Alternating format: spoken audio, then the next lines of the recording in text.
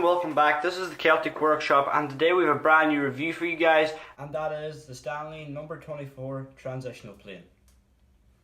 So the Stanley number 24 is quite a rare plane. You don't really see them about that much anymore. They're made at the very start from the transition from wooden planes to the metal planes. These are in between because they have the metal top but the wooden bottom. I know what you're thinking, you're like, why did they not just go to the metal plane? Well, these back in the day were the metal plane. These were absolutely fantastic. This one's quite worn, as you can see. This would have been a little bit thicker, maybe that much thicker. It's in original condition. I never touched it. These planes were actually made at the very start, as I said. As you can see, they're the Stanley Rule and Level Co on the very front, which is very rare nowadays because that's the first name Stanley started off with. And you can see the owner's name, J.M. Whitman, and you can see it's quite cool. And the bottom was made out of beech, because beech was a very popular thing for wooden planes back in the day. Because beech never expanded or contracted, it normally stayed the same, but you would have had to flatten it at one point. The components of this plane is much the same as a standard number 4 or any other plane with this adjuster on the back.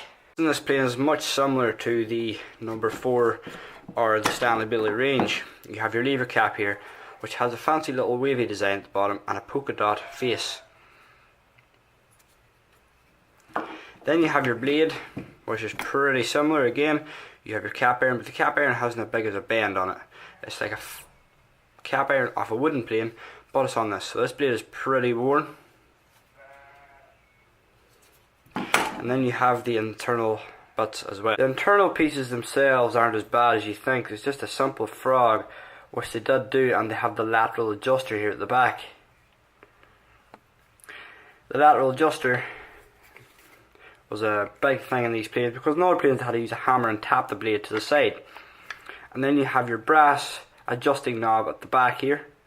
So you can see that it's quite wore or slack, but these planes were a great plane. And you have your little knob at the front, which is also made out of beech.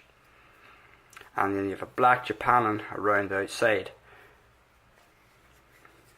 As I said in the previous video, that these are basically the same. They have the same concept. You have your adjust knob, your frog, your lateral adjuster, and then you also have the same on this old plane here. The blade, the adjust knob, and the lateral adjuster, and your frog, and the blade and cap iron or lever cap as well. Well, honestly, these are probably my favourite plane because they look really unique in my opinion. But getting these is fairly rare. You get longer ones like jointers and jack planes, and you get all different sizes of these planes. And that's what really fascinates me.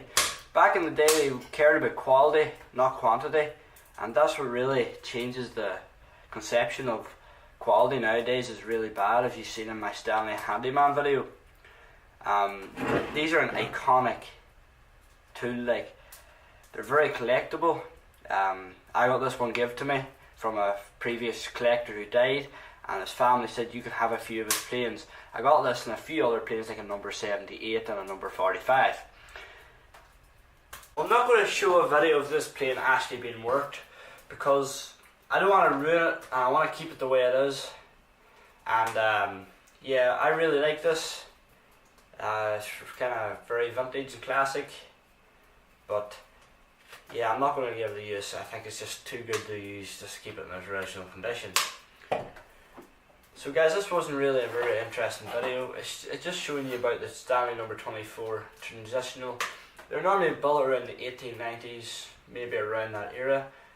I never really look up the history. I just go with what I've heard from previous collectors and the internet.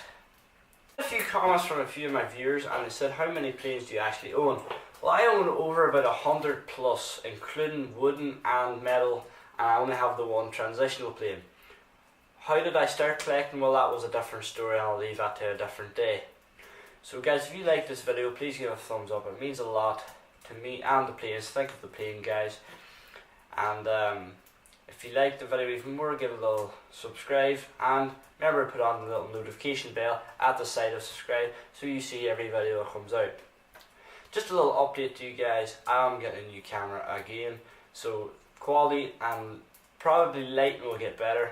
I know my lighting hasn't been too great, but I'm starting to get things set up in the shop and get better lighting and better quality videos for you guys. So guys, as I said, remember please like and subscribe. It means a lot to me and the players. So guys, we'll see you next time.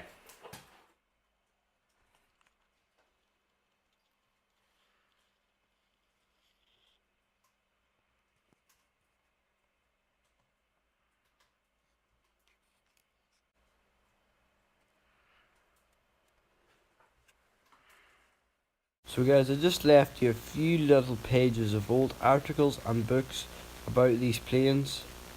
Here is the Stanley catalogue, which shows you the price and the sizes you can get. Guys, thank you for watching and have a nice day.